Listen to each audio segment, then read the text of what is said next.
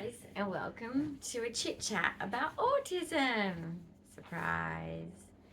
Right, well, last night was rough, but anyway, I'm still here. Just cheers. This is just a hot chocolate. I've been taking off the iced coffee, the second coffee basically of the day. So I only get my one in the morning, which is my warm coffee, hot coffee. So, hot chocolate. Pause, get yourself a beverage of choice and snacks. Because I can't eat snacks and talk, so you guys get to have the snacks. So unfair. But anyway, get your favourite snack. We all have it, okay? Get your stimmy snack. Mine's crackers, the crunch. It's all about the crunch. I'm addicted to potato chips too. Don't know what it is with autistics and potato chips and chicken nuggets and I don't know what it is. We just seem to like the starchy carbs, right?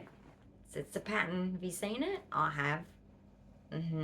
Anyway, the topic of today. Totally forgotten. Okay, so the topic of today is primary school in Australia. Tell me in other countries how you do it.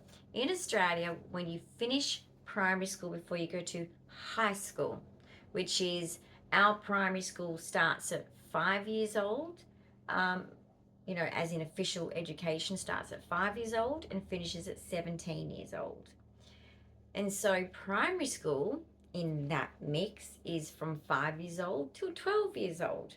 Unless you're in the eastern states and they actually go to high school in year 7, but they're still the same age because they finish high school over east when they're 18 of Australia. So the other side. I'm on the west coast, and there's also another side, the east coast. Everyone knows Sydney. Okay, I just make fun of this 2000 Olympic Games thing. I'm sorry. It's an echolady thing that I've kept since 2000, 24 years. I know, right? But basically, the east coast and the west coast, we do things different. Just like you guys maybe in your country, well, mainly America's does different state things. England, I think you guys, tell me what you guys are like. Do you have different things for different parts of England? But we have a year 7 camp to finish off primary school. And it's a big deal thing where you go away with all your friends and your teachers and you have a week away. So it's the Monday to the Friday and you do fun activities, right? You go to dorm rooms and anyway, so I did my year 7 camp. Now that's a miracle because to organise it, it was embarrassing. A, because I was autistic and a bedwetter and developmentally delayed. So I needed many meetings my mum had to have with the school to get us prepared for me to go. And for these things to be hidden and to be, I guess, given accommodations and being that I was year 7, it was the first year I've been put into mainstream. I was not coping, but I was in mainstream. The pressure was high. I was happy to take it because I'm a chick that's a good masker. And so I did good.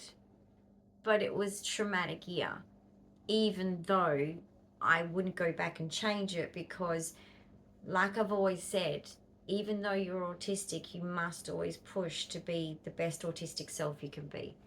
Don't limit a person just because they have a disability. Let them give it a go because sometimes having a disability doesn't mean that they can't achieve the same as someone without a disability. Does that make sense? So always push your children to see the limits. Don't push too hard, but where the limit is. So anyway, I was kind of on the cusp, let's say. Wasn't coping, but was coping, but wasn't coping.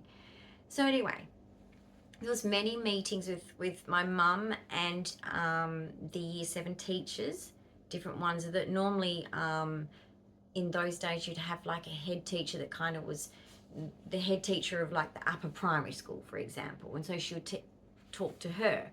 And she organised things for weeks beforehand, okay? And then, on top of that, they brought me into the meetings, which is really awkward because having to have these intimate conversations about my developmental delays and the bedwetting problems and the needs and the the fact that I'll probably will be crying for my mum, being that my mum was a single mum, she was as an autistic. Our familiar people we are super duper attached to. We can't wait to get home from school to see them. We need to be in their presence, even if we're not talking to them. So keep that in mind with autistics. You might not know what they're thinking and needing, but I just putting some air, movement of air on in here. Just know that they need you just in their vicinity. They might not need to be engaging, but your presence to an autistic who doesn't have a big toolbox, isn't independent yet as an autistic, and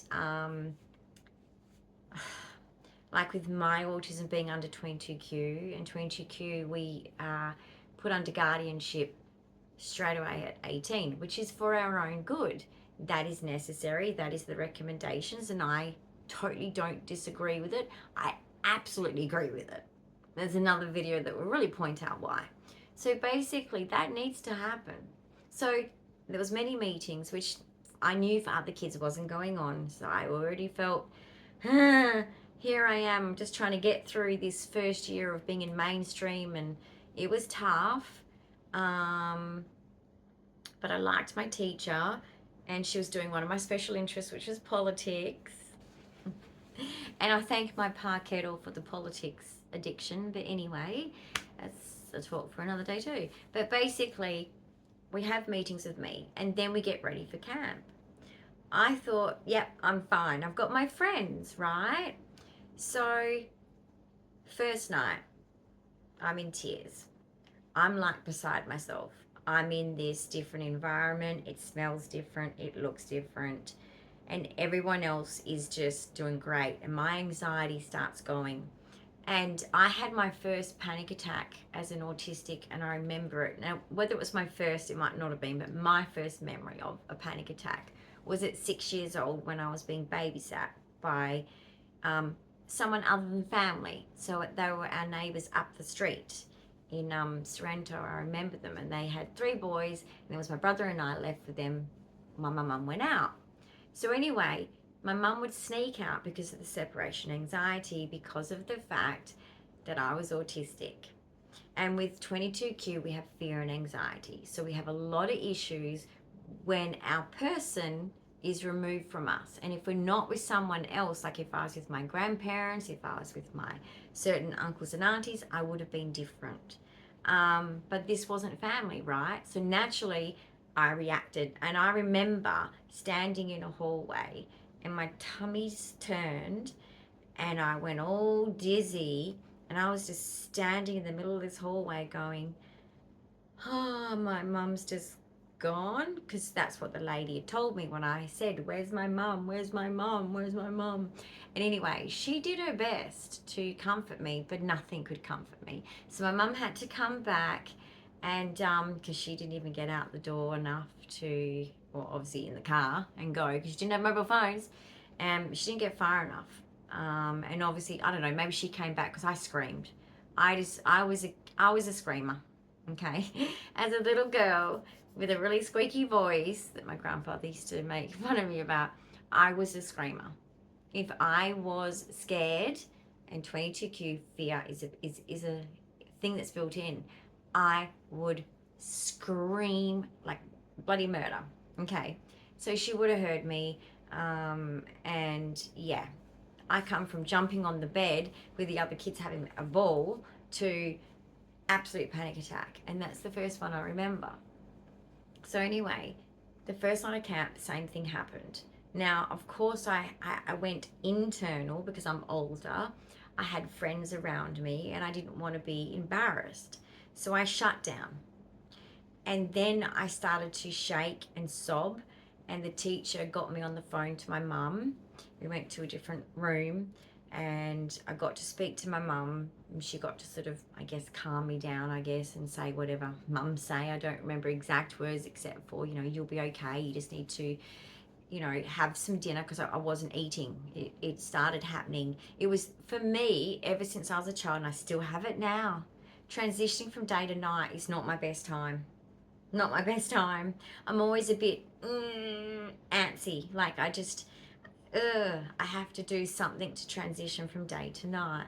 And so that's what was happening. We were about to go to the hall for dinner, and I was just like, whew, we're transitioning into evening, and I'm starting to panic about bedtime, eating, everything. Like, what's the food? I can't sort of like, because with my mum, she was a Monday night was lasagna, Tuesday night was mac and cheese, Wednesday night was pork chops and mashed potato, Thursday night was beef stroganoff. She was predictable. She was a routine person. Our family, all down the line, and I was the same with my kids, routine. Okay? Predictability was easy. Okay? But here I am, sudden change of routine, total different location. I mean, we drove 5 hours to get to the location. So we're way away from home. And I know that. Because as we're driving how far, I'm going, I want my mum. And of course, it's not cool at 12 to want your mum. But I wanted my mum. I wanted my mum. And look, my friends were supportive and did notice. And so I wasn't bullied. So that was a good thing. But I was beside myself. And so I spoke to her on the phone. I remember sitting at dinner after that. I was trying to cover up, but the tears were going.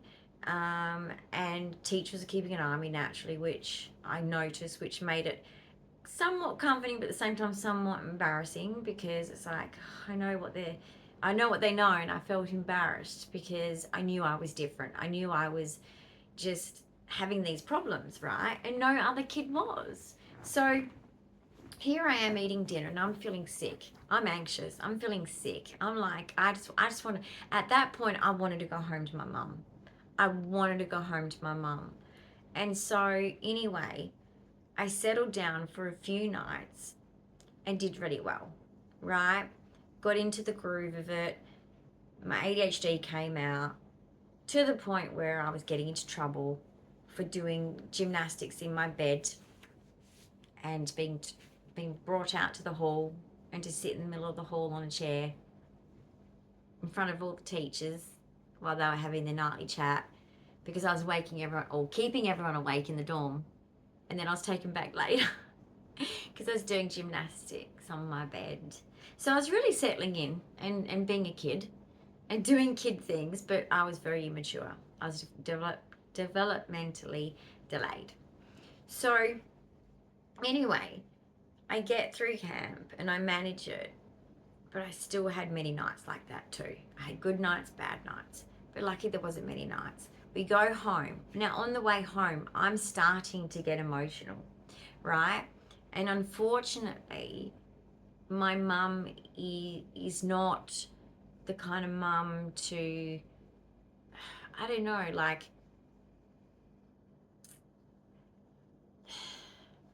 I thought she was going to come pick me up from the car park, but we did live very close to the car park. But I was still a bit upset that there wasn't that real, oh, here you are, and because that's how I felt. I just wanted to jump into her arms and just be like, oh my goodness, never leave me again. I can't deal. I need you. I know you don't think I do, and I think that's being an autistic child. I think mothers of autistic children don't know if they're loved. And it's a sad thing, guys, because we don't show it like other children do.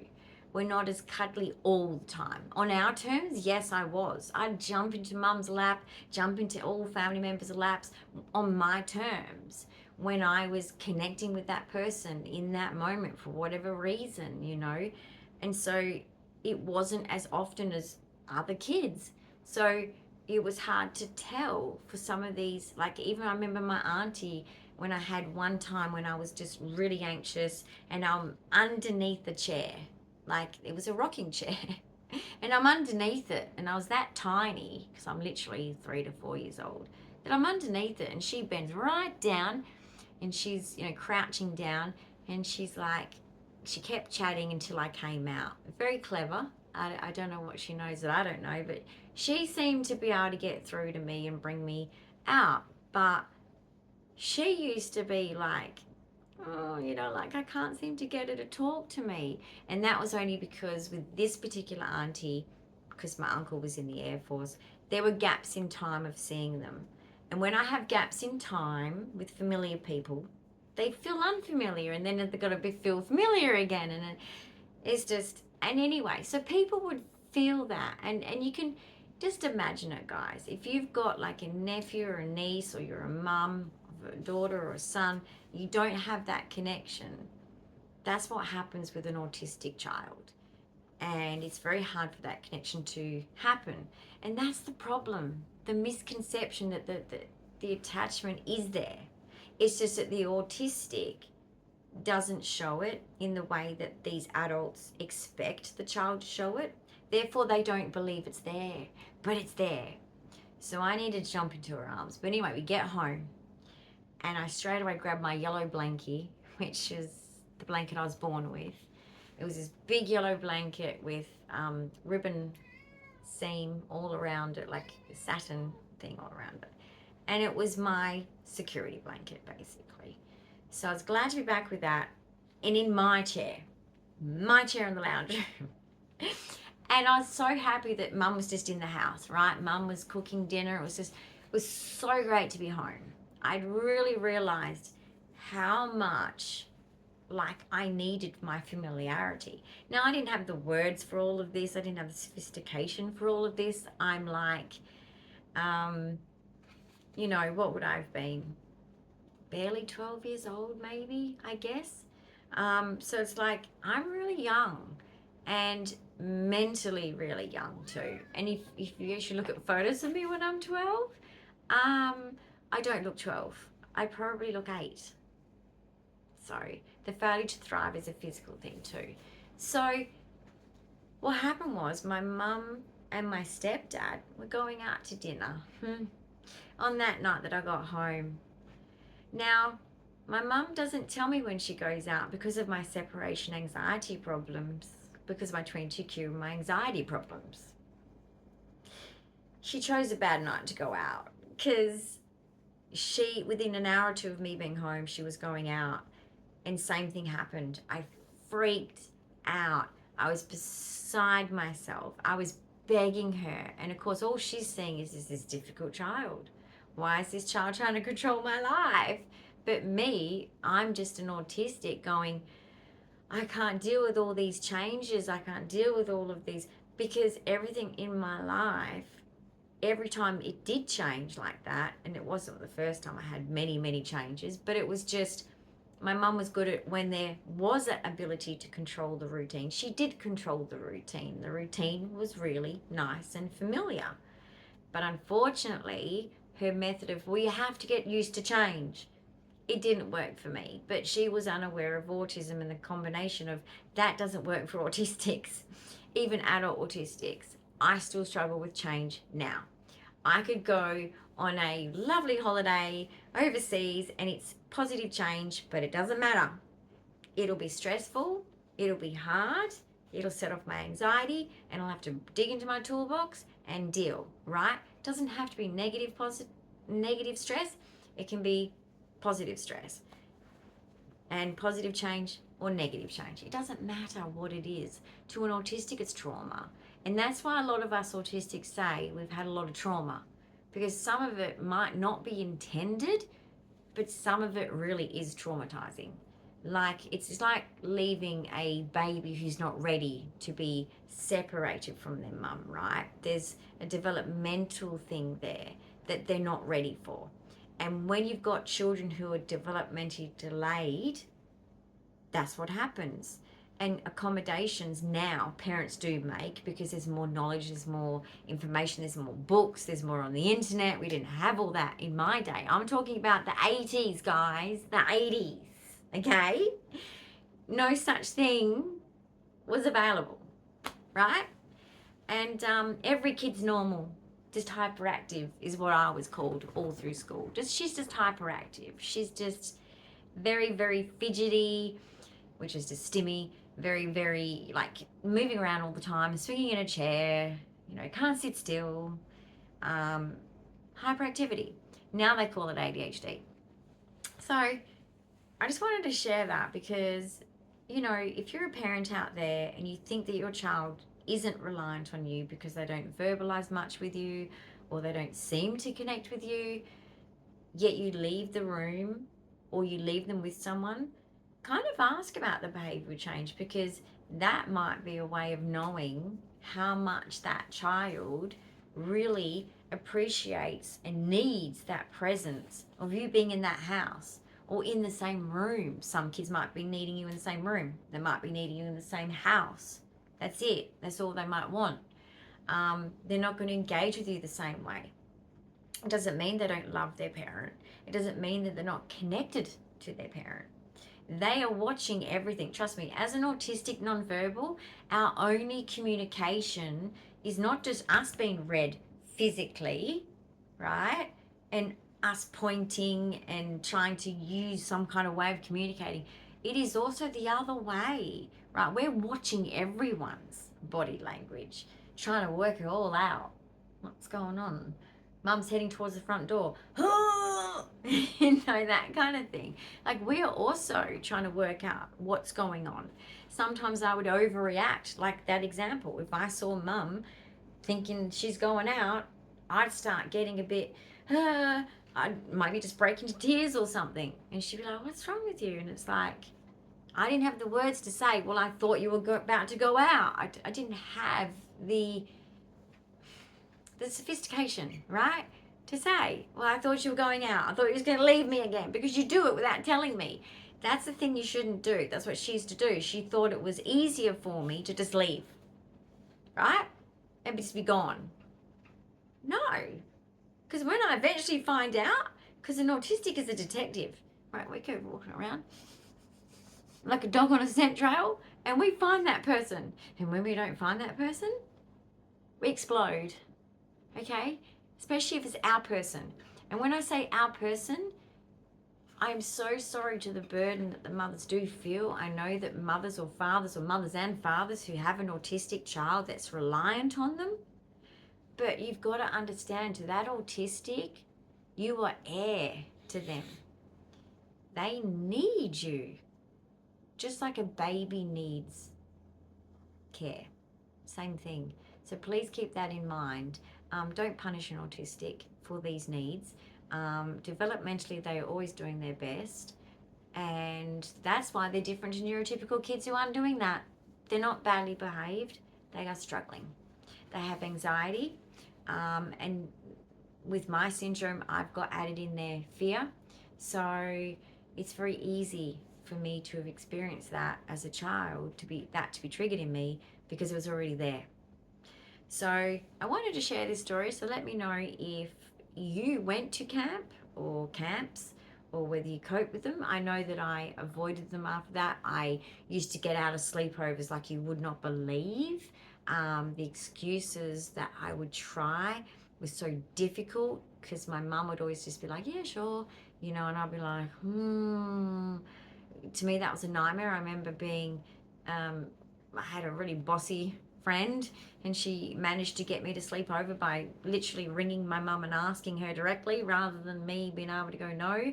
I think I was just 11, and I was just getting into that friendship thing, but not navigating it well. So my mum would be like, oh, this is great, you know, she's encouraging it. And I'm like, I'm not ready for it.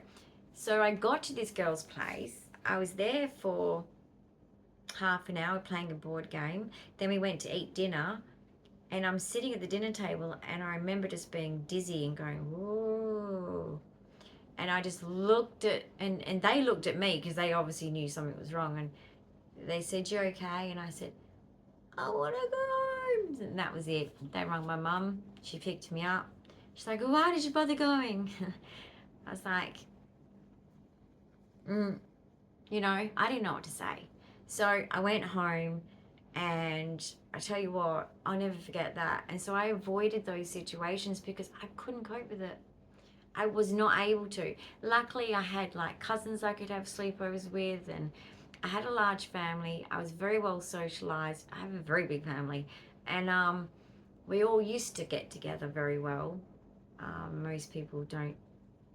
Most people are in heaven, but a lot of my family members have died young. It's been a very tough run for my family, particularly on the one side that I only really know the most. Most have died 50s and below. So it's just a sad thing, because all those ones that are gone were the ones I connected with the most. And that's the hardest thing, you know, because they understood me. They understood me. And it's hard to lose that, but autism runs in families, guys.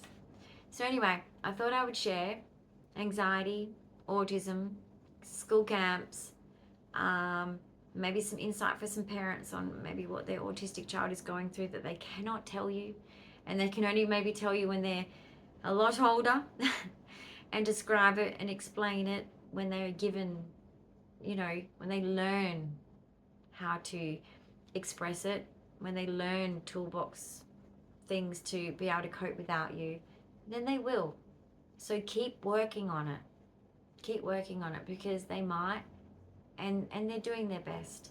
Please know that one thing I know about autism, from what I see, when I see other autistic kids, I see bits of myself in my past, some things in my present, and I know that these autistic children try their best, and they do react to their environment. Sorry to say, some people need to really take a good look at their environment sometimes with their autistic person, because they are reacting to their environment. We are the ones that will pick up something in the room. We don't have the words, we won't speak the words, we feel it. We feel it, we know it. We can walk into a room and go, something's tense in here, and we don't have the words, but we know. We know. We know when someone's mad at us, even if they think they're hiding it, or we know if someone's like frustrated with us.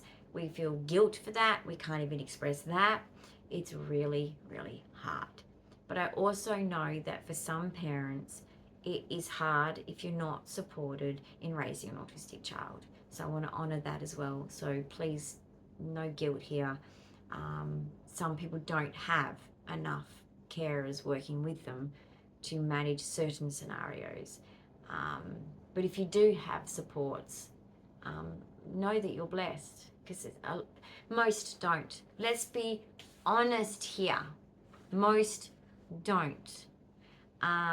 So let's please keep that in mind. So I shout out to all of you who are doing it hard. I shout out to all of you, but to those of you that don't have enough supports, I really shout it out to you, like, more intensely, because we are not easy, but we are not doing it on purpose. Okay, so thanks for listening. Mwah. Love to everyone that is a carer of an autistic and an autistic themselves. We all rock. Carers that look after us are always good people, because they always have that patience that others don't have. And autistics, we have it hard. Everything we do is so difficult. Nothing comes easy. We make so many mistakes, so much trauma, but we're doing our best. So keep doing your best, keep working hard at yourself, and you'll be okay. Bye.